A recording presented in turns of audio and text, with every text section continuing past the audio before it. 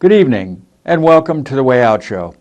I'm your host, Dane McCarthy, broadcasting to you from FEMA Region 5, deep in the bowels of the United Police State of Amnesia. Today is December 4th, 2015. And since my last broadcast, there have been 2 attacks, mass shootings, which are now being called terrorist attacks. At least one of them is. The one in Colorado. Actually, both of them are a little bit wavering between mad shooter, crazy lone gunman type things. Oh, that's one, the Colorado one. And then you have the very bizarre San Bernardino shooting by the husband and wife team. And of course, we have the Paris attack, which happened a little bit before my last broadcast. But what we're seeing here is an enormous increase in mass shootings that are maybe or maybe not terrorist attacks, and people are debating whether they are or not. And this is of source of much consternation among people who support the Constitution, First Amendment, Second Amendment, Third Amendment, Fourth Amendment advocates who are concerned that these will be used to further the agenda of taking away people's civil rights in the United States. Now, we've already seen this happen in France, where the French government instantly responded to the attacks by curtailing civil rights in France. Now, normally the French people who love their liberté, fraternité, égalité, they would be out in the streets. But they are so cowed and so frightened by the Paris attacks, the terrorist attack in Paris, that they have allowed this to happen. The French government, the President Hollande, has used the attack in Paris to justify renewed bombing in Syria by the French government. And we have to recall that before the attacks, the French people were overwhelmingly against the continuation and the increasing of the violence in the Middle East. They just didn't want to have any part of it. They're tired of it, like many other civilian populations around the world in the West, and they were almost 65% against continuing and increasing operations by the French military in the Middle East. And now that is completely turned around. Hollande's numbers also, his popularity was way down, and now it's got quite a boost. So we've seen already that the French government has achieved several of its points. The data points have gone out to the people, and the people have responded in exactly the way that the French government would have wished if they had indeed orchestrated the Paris attacks themselves for that very purpose. And what I'm going to show you today is a little bit of analysis and video from all 3 of these attacks to pose to you the possibility that must be looked at, that all 3 of these attacks are false flag hoaxes, that perhaps they either were orchestrated by mercenaries who killed, or possibly, very possibly, there were no deaths involved at all. And we're looking at the Paris attacks this way, and we're seeing that possibly this could have happened in San Bernardino and Colorado as well.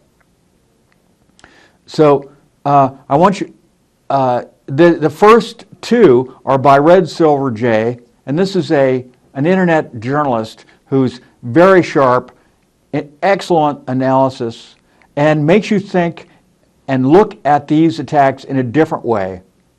So let's roll these, and you won't have any video or you won't have any audio in the surveillance, the black and white surveillance footage that I'm going to show you from a cafe in Paris during the Paris massacre. And we'll talk about this afterwards. So there's going to be silence, and it's about a 4-minute clip of surveillance video. But I want you to look very carefully at it, and notice at the beginning of fairly near the beginning of the video, the shooter who was outside, or one of the shooters who was outside of the cafe, walking around in the street, and then pointing his gun down right outside the front door of the cafe, and then as if he's shooting someone. And then supposedly his gun jams, and the victim, the would-be victim, gets up afterwards. Now you got to remember that according to the news reports, these shooters were using AK-47s. These are extremely reliable guns. They do not jam. It is highly unlikely that this is what the case is. Also, we have to remember that we don't see any blood. We don't see any dead bodies. We see people running around. We see what looks to be something that is released in front of a fan in front of the surveillance camera. And I don't know what it is. We are told that it's glass, broken glass, shooting glass as he shoots out the windows. It doesn't really look like glass. It looks like something much lighter that floats around in the air, like some sort of confetti. So we don't know what that is either. Very strange, not at all what you would expect from a surveillance camera of a real and actual shooting in a cafe in which many, many people were supposed to have been killed. Okay, so let's roll those video, and then I'll talk about it later. I'm going to tell you what's going to happen here. I'm not a Democrat or a Republican, so we're not even going to play that little game that you like to play. I don't care if you get mad at me. You should be getting mad at yourself for not knowing what I know. You don't do the research. And every time the news tell you something happens, do you question it and say, is it possible they are lying? Nope. You automatically assume it's true every time, even when you can find out in research that they've been lying. What do we have here with this Planned Parenthood shooting in Colorado Springs? Well, we have another fake shooting. We can look at the initial reports before we even knew the shooter's name. We could already see the direction they were going to go with this. First, with the fake government Twitter accounts automatically calling the shooter a right-wing Christian, and that we should stand with Planned Parenthood. We got articles like this from The Guardian. Our culture and laws enable the Colorado shooter, whatever his motive. In the article, it states, America's real enemies wield guns, not visas. We have so much more reason to distrust and fear the American-bred shooters with seemingly unlimited access to weapons, one Walmart away, than someone fleeing a war. That's what they said, and they were already making the argument that this was terrorism. Again, this is before we hear his name, and his motive was not known. We can see their motive for staging this shooting, though. Immediately, Obama came out calling for gun control, saying enough is enough. He said that the same day it happened. Like the article said, our culture and laws enabled the Colorado shooting. Then the fake solution would be to change the culture and laws, brainwash you into thinking gun control is a good idea, and then take the guns. They want to disarm everybody, but see, that's too obvious. So they are doing a targeted approach, and this bullcrap shooting actor here, Robert Louis Deere, is here to help. Now, the government had a problem recently with the Planned Parenthood exposed videos that were released showing that they sell the baby parts of the babies that they murder. When people saw those, they saw the true nature of Planned Parenthood and rejected them and said, selling baby parts is not right. Many of them were pro-abortion, and after hearing that, they said, you know what? I don't think I'm okay with them killing the babies either. So the culture was changing, and that's not good for the government's baby Planned Parenthood, which was created by a racist baby hater named Margaret Sanger. They need Planned Parenthood to help with their depopulation agenda, which so far has been successful. So what they decided to do was make anyone who opposes Planned Parenthood seem like a terrorist. How they do that? Well, again, they brought Robert L. Deere in, painted him with anti-abortion beliefs, and molded the story to make it stick to people's already brainwashed minds. When I say brainwash, I'm talking about the left versus right paradigm. They sprinkled him with a right-wing Christian belief system so it would make more sense, especially to Democrats. And you would feel it's possible because the guy looks crazy as heck. They made him look like that for multiple reasons. One of the big ones is to justify the mental health bills. That's why Paul Ryan is pushing for changes in mental health. He says, one common denominator in these tragedies is mental illness. They couple mental illness with the ideology and illusion that they were a gunman to then say, people with this ideology are mentally ill and they might shoot up people, so we need to pass laws to restrict them from owning guns. To make matters even worse, they will then say that these type of people are terrorists, so we need to treat them as such and take more of their rights. The sellouts understand this, so they jump out and call him a domestic terrorist, knowing full well the government will then use that to label anybody a terrorist.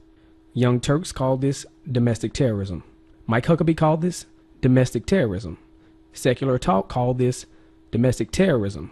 Many other sellouts call this domestic terrorism. In short, what are we looking at when we see this Planned Parenthood shooting? It was done to push gun control, justifying the constant enough is enough fake rants from Obama, restore the damaged image of Planned Parenthood and make anyone who disagrees with them look like a terrorist, and gives the government the justification to ban people who they say have a mental illness from owning guns. And then also this. The Obama administration is pressing for gun control, repeating a demand that Congress pass a ban on gun ownership for Americans on the no-fly list. So people who they deem terrorists will not be able to own guns. Well, looking at this situation, if you don't agree with the government, then you will be deemed a terrorist. So then you understand they are talking about you. And yes, this is all petty and ugly, but you got to understand the truth ain't always pretty. Look, that's me right there. You see that? Look at me. Look where I'm at. Look where we at. San Bernardino. All right. Roll down here. What the heck is this? Active shooter exercise. So when did they do this one right here? They did it Monday. And you even get the little sellout students helping. They shouted, "Get down, get on the ground." As they did what? Cleared the Victor Valley College Library on Monday morning during an active shooter exercise. And what they do, students with pretend injuries acted as victims of a campus shooting. But then we even look here. Good Day Atlanta says nearby police training was underway. Response was fast because of that. So you get a drill for a drill. They doing this bull crap still.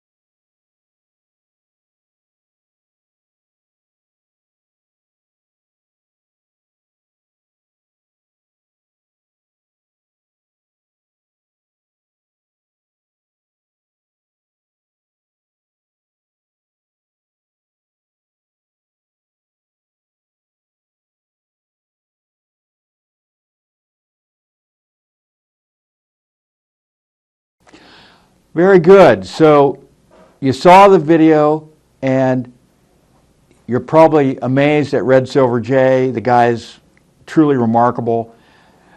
His analysis is interesting, to say the least, and he has a strong entertainment value as well. He's actually pretty funny.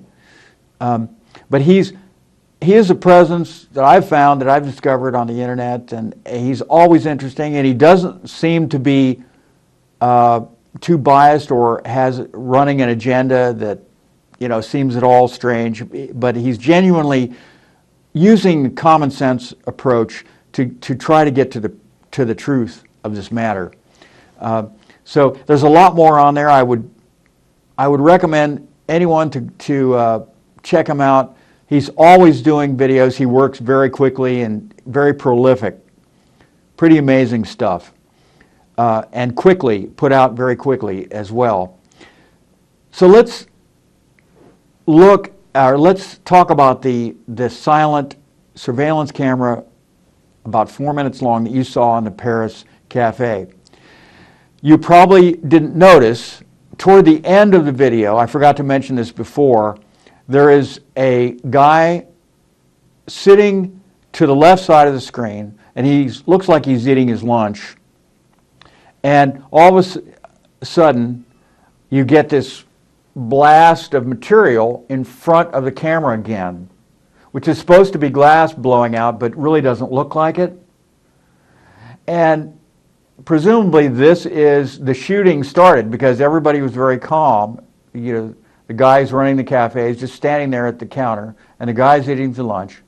And then he does not, the guy is eating his lunch on the left side of the screen, does not, I repeat, does not turn and look at the source of the gunfire, but immediately just goes under the table and hides. Now, you tell me how that could possibly happen in real life.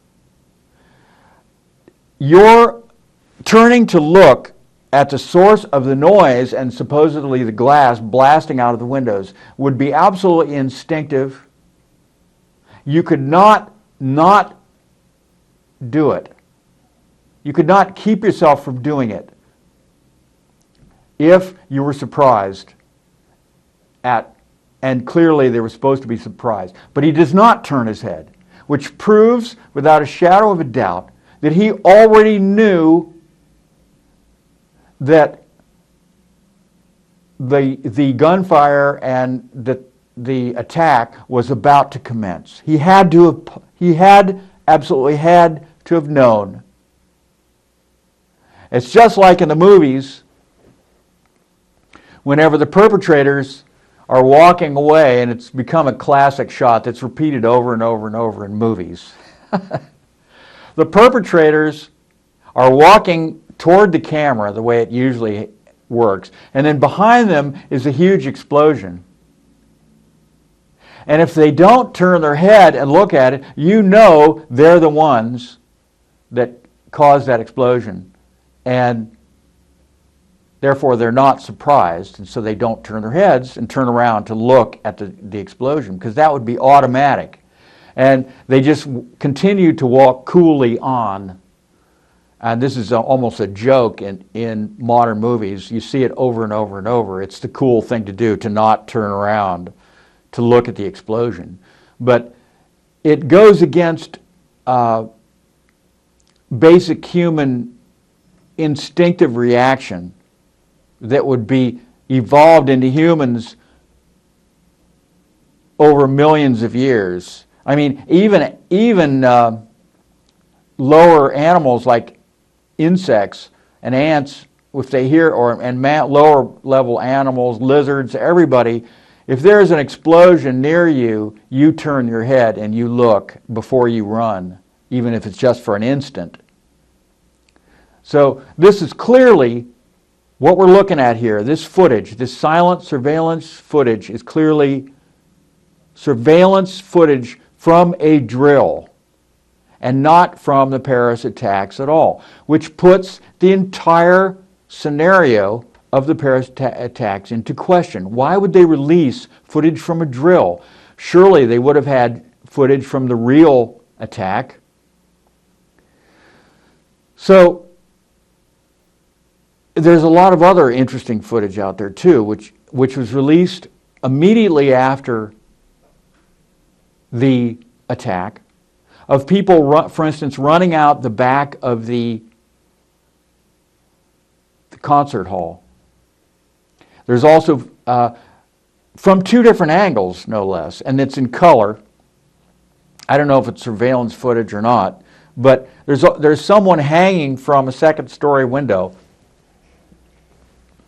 with nothing under her feet, and at one point she actually is hanging on by only one arm, and I'm thinking to myself, how does a person hang by their fingers on the ledge, on a window ledge, out of a second-story window, and just hang there, unless they are some kind of an athlete? People cannot do that normally. And why would a person do that? But it's a very dramatic, and people below her are running out the door and dragging. There's another angle of people dragging someone down the street. Then you have stills of the inside of a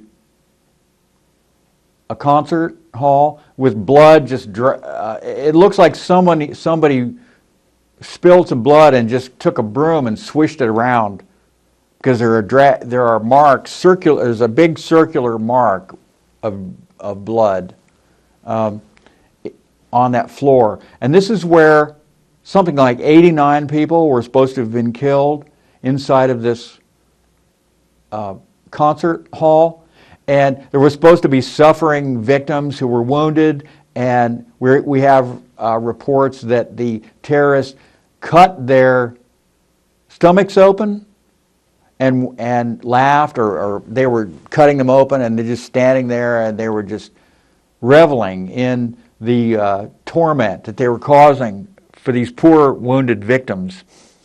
There are supposedly still hundreds of victims who are in various hospitals around Paris, we're told, who are recovering from gunshot wounds.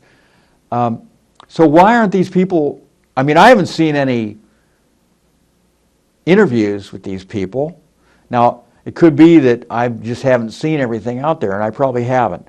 But once you see an anomaly, and then you see two anomalies, and then you see three, and the more you look at it, the more anomalies you see that are clearly strange and against human nature and indicates a drill, then you begin to question whether or not this actually really happened at all.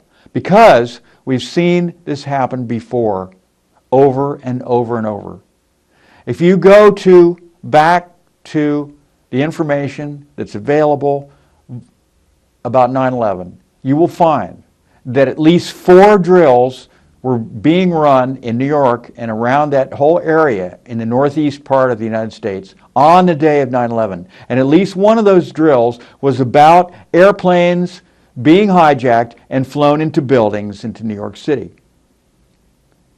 This is a fact. So this is the modus operandi of the intelligence people, or whoever it is who are doing these, who are running this show. And that's what it is, a show. And they use the drill because it provides cover, and it allows them to set up without people being suspicious, because after all, it's only a drill. And they can have all their guys ready, and everybody suited up, and everybody just ready to go to respond immediately. And this is exactly what happened in Paris. It also happened, I've just found out that even in the San Bernardino shooting that just happened, there was also a drill, and the people were able to respond with the SWAT team ready to go instantly. Now, is it possible that the San Bernardino shooting was also a false flag attack? Yes, it is. We have to wonder. You have to question. You have to assume. Almost nowadays, you really have to assume first. You have to force them to prove that it was not a false flag attack. That's really the way it has to go, because we've been lied to so many times, and we know that they're using these attacks to further their own agenda, to spend trillions of dollars on various wars, to ramp up the bombing in Syria. Remember that they want Assad out, and they're willing literally to kill as many people as it takes to get him out. They funded ISIS. We know from their own documents that they would like to have a caliphate in the Middle East. They believe they can work with a caliphate better than they can work with the secular and the dictatorships, the secular governments that are present in the Middle East now. They believed that they could work with a new government better than they could work with Saddam Hussein. They also feel the same way about Assad. And one of the reasons that they have a problem with Assad, just like they had a problem with Saddam Hussein, is that these countries were peaceful, they were stable, they were prosperous, and they had long-term leadership that was actually establishing a dynasty. Saddam Hussein's sons were all ready to take over when the time came in Iraq and take over the reins of power in Iraq. Same thing in Syria. The son of the founder of the regime actually already had taken over. Assad is the son of the man who actually created the government that exists in Syria now. And this is something that becomes a threat to the powers that want to control the natural resources of the Middle East. Because just like with Saddam Hussein, who was getting stronger and more powerful, and had determined that he was going to pull away from the U.S. by doing what? By using the dinar or using some other currency to sell his oil in. And he would take it. Before, it had all been dollars. Once you pull away from the dollar, then you become a threat. Because the dollar is the preferred international currency, and it helps and is crucial, absolutely crucial, in maintaining the U.S. and Western empire globally. Once you destroy the currency by devaluing it, by ignoring it, by not having faith and trust in the dollar, then you weaken everything that the dollar, everything that is denominated in the dollar, the United States. And of course, many people believe that a lot of the people who look at this and look at trends and are trying to understand the plan for the 21st century, a lot of them are saying that some of this is deliberate, that people really want the United States and its Western allies to decrease in value, that China will be the winner of the 21st century rush and competition, the great game, if you will, for those resources. And many of these multinational companies, there's a reason why they're helping to build up the strength of China. And that is because they're seeing China as a much more globally corporate, much more friendly corporate global state.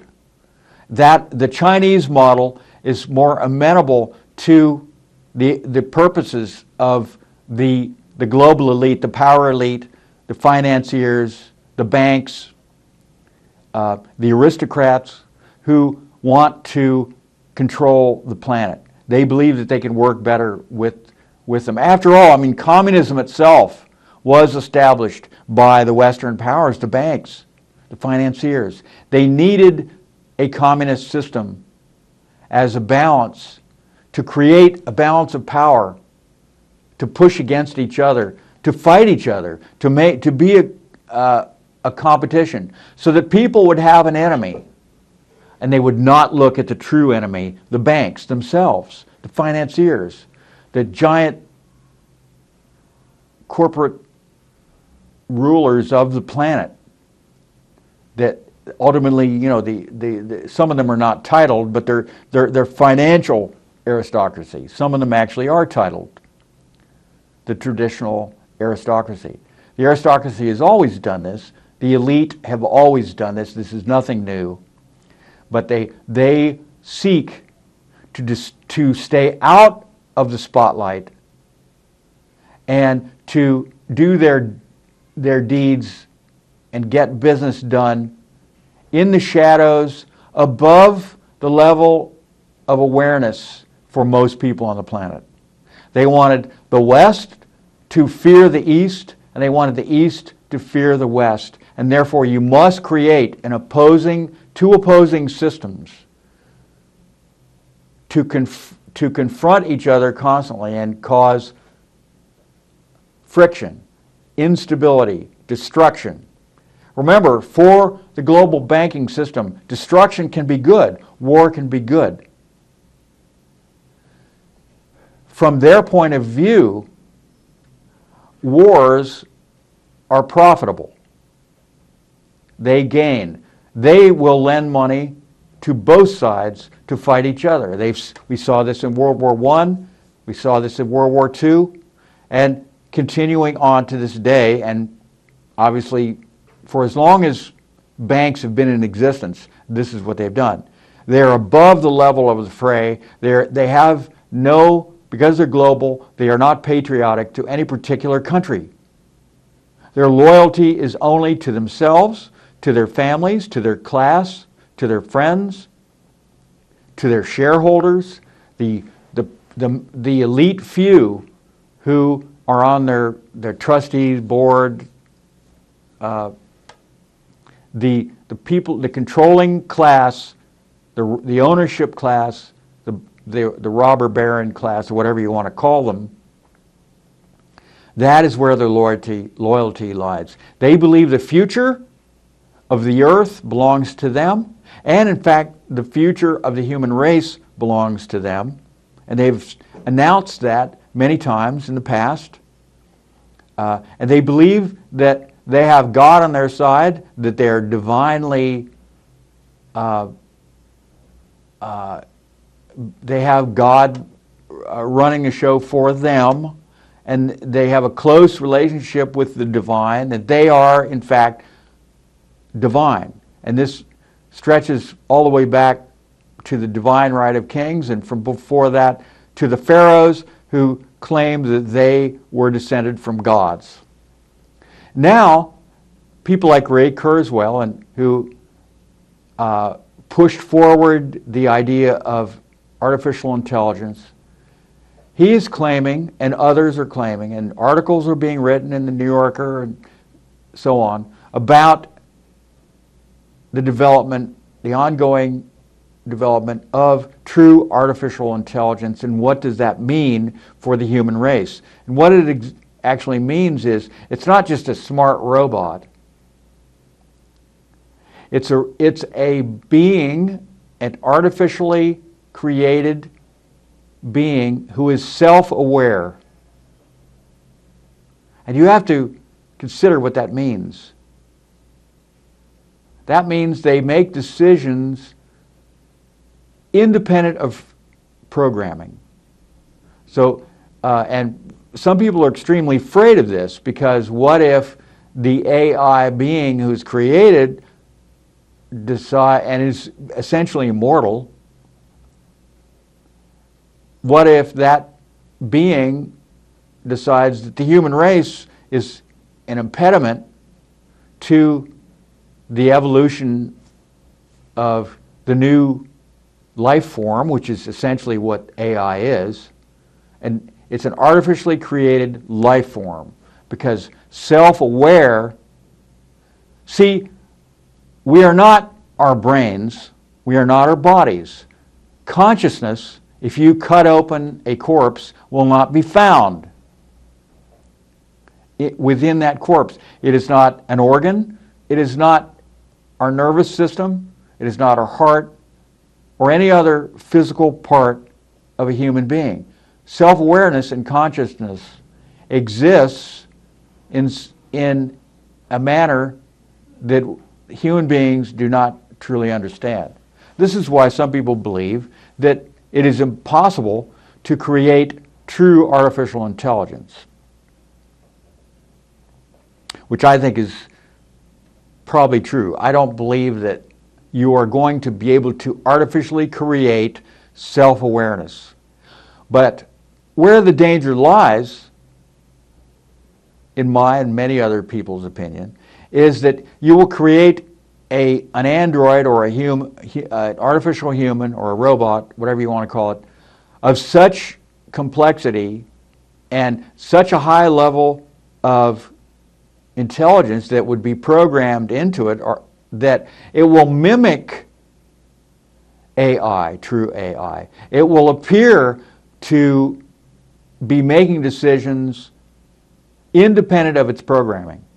But to the normal observer, they will believe that it is a true artificial being who is alive, actually alive. And they will not understand that the being is just responding to the program, to the way it was programmed, but the programming will be so sophisticated, you won't be able to tell the difference between that and true AI. And that's the scary part. That's really the scary part, because that is achievable. And so, we have to wonder. You just have to wonder, how does this fit in with the elite? The elite believe that they themselves will be able to live forever once AI is achieved, true AI, because their failing resources will be substituted or downloaded, digitalized. Their personality, their self-awareness will actually be able to be digitalized and then downloaded into a new body. And so they will go to sleep, and then, or they will be killed, essentially killed, and then their awareness they will wake up and they will be in a new, beautiful, artificial, young, immortal body. All through the wonders of science. And I think this is absolute madness. But we have to understand that these people truly are mad. And for them to want this type of power and believe that they are gods or descended from gods or godlike is also a form of madness and is the ultimate hubris. The Greeks really got it right. I'm talking about the ancient Greeks in Athens, the philosophers, the Greek playwrights who wrote the great tragedies like Oedipus Rex, Sophocles, Euripides. They understood and they demonstrated in their plays over and over that hubris, or overweening false pride, was the downfall of great men and would continue to be. And they have been proven right over and over, because this is always the way it turns out, is that men, they have no faith that it is all right, that everything is all right, that everything has been all right, everything has always been all right, and it always will be all right. And that a human being can experience happiness without manipulating, conquering, murdering, robbing, persuading, or any of the other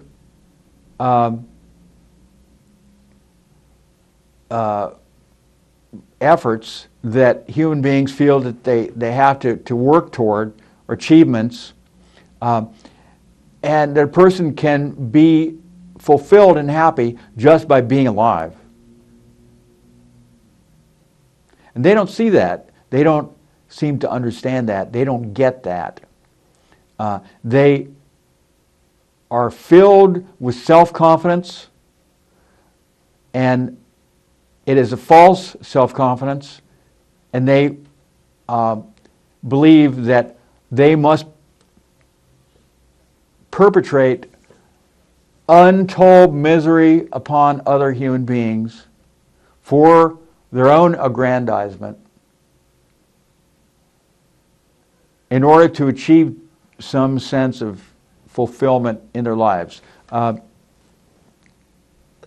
There's no question that this is, in the vernacular, barking up the wrong tree. They are not going to achieve this.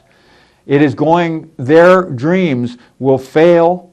They will crash from their high tower down to an ignominious doom, inevitably. And just when will it happen? And will they take everyone else with them when they do crash to the ground, like Icarus flying too close to the sun with his wax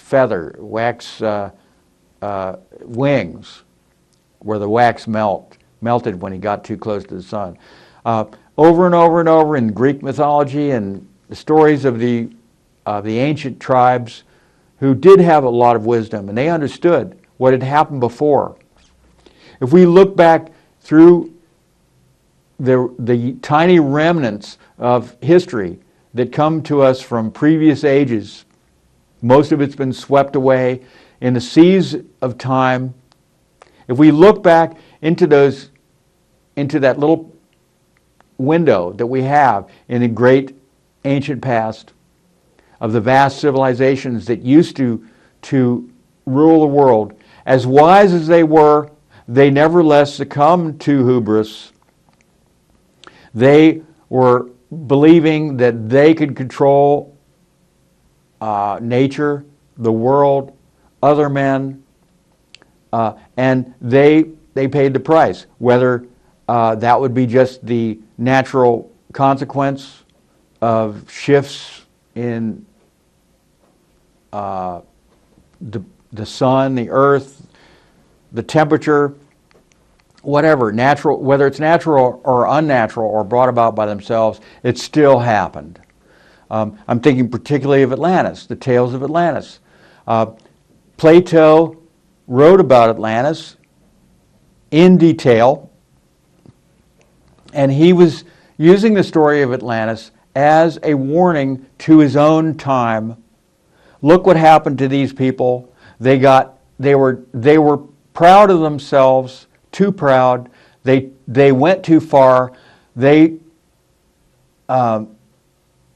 pushed their scientific discoveries too far.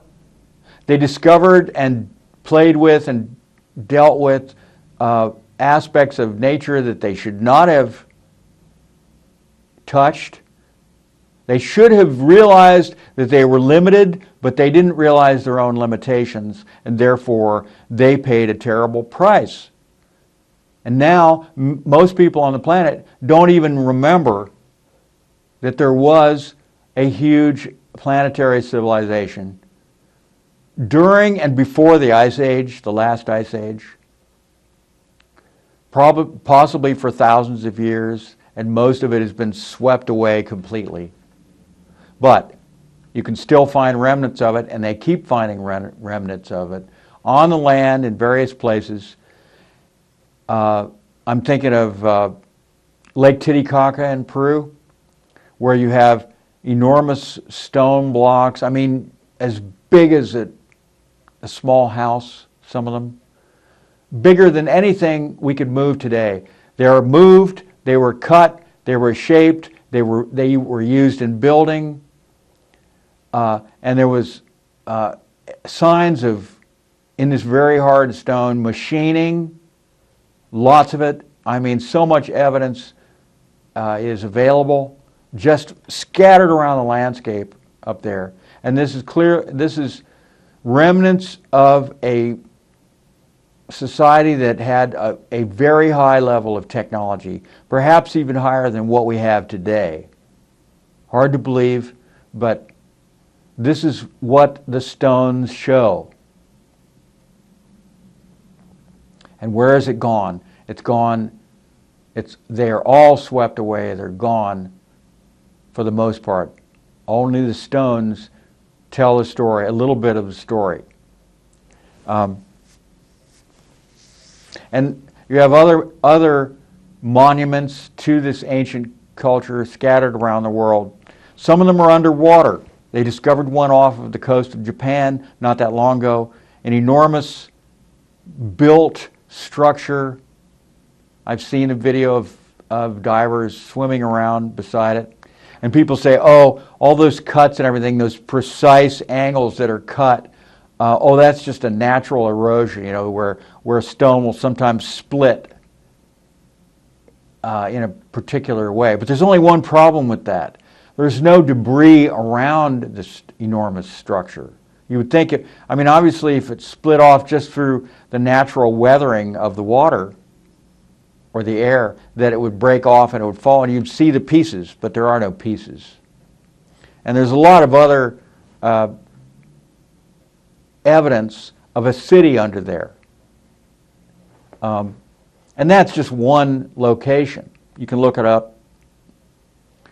Some people are calling it a temple off the coast of Japan, underwater.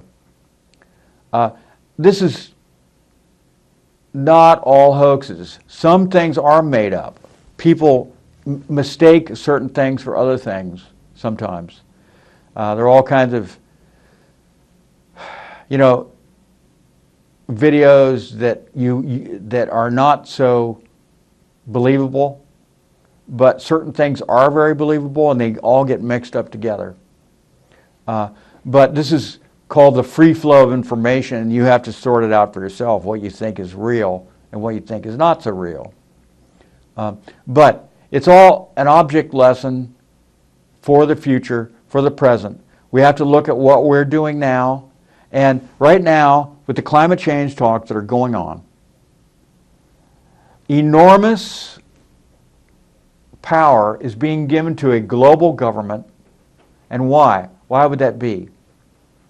Because it will take a global government to implement the agenda put forth at the climate summit in Paris, if it indeed actually passes. And 200 countries, I think it's 200 countries, sign on to a global agreement which will limit their carbon footprint from each country. And you might say, well, okay, that's great, you know, they should do that. Okay, but what if a person can't or won't, a country can't or won't follow the pledge that they signed on to? What organization, what worldwide peacekeeping force will force that country to follow the agenda, to follow the rules that they agreed to? And so clearly a worldwide peacekeeping force would be required for that. And that, once you get a worldwide military force, a strike force that can move in anywhere around the world, then you have what's necessary to enforce a worldwide government. And all kinds of other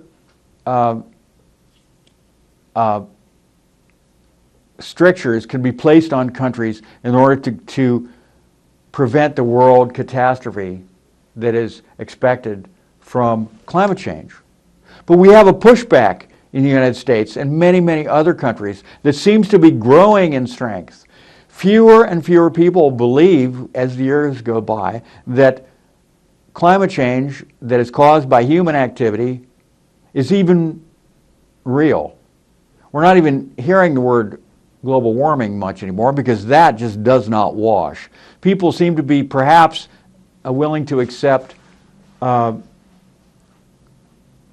word climate change because that encompasses all change.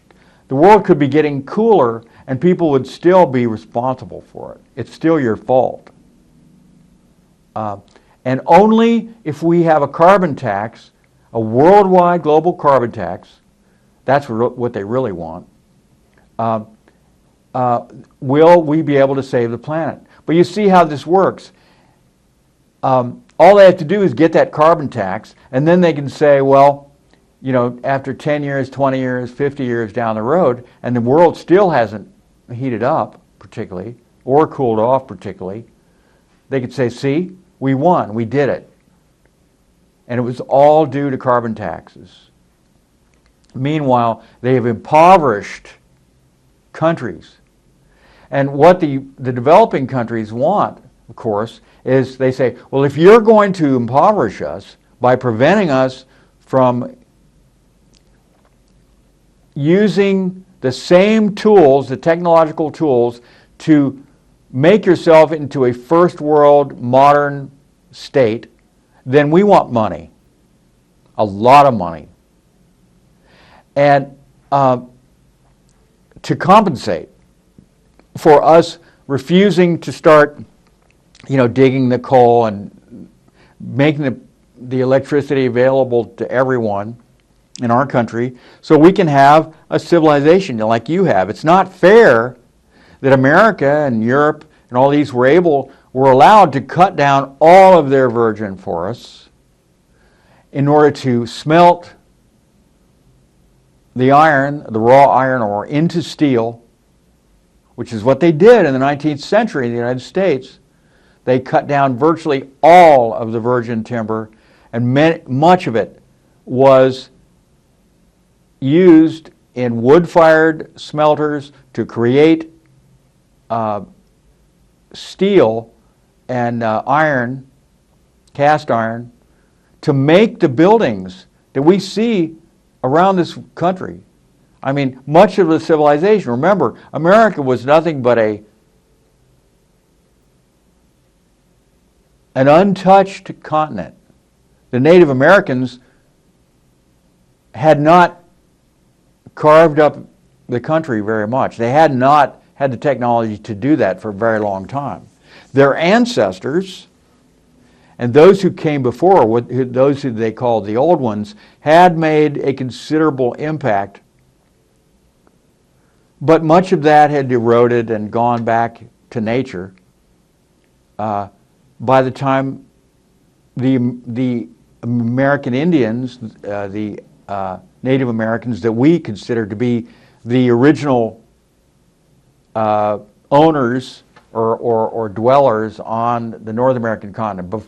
By the time they were discovered, or not discovered, but encountered by the Europeans, they really didn't know exactly who built these monuments that we see all over North America and South America. They called them the old ones. You know, the people who came before us. You know, they were giants. That's how they moved these huge stones around. They built these pyramids. So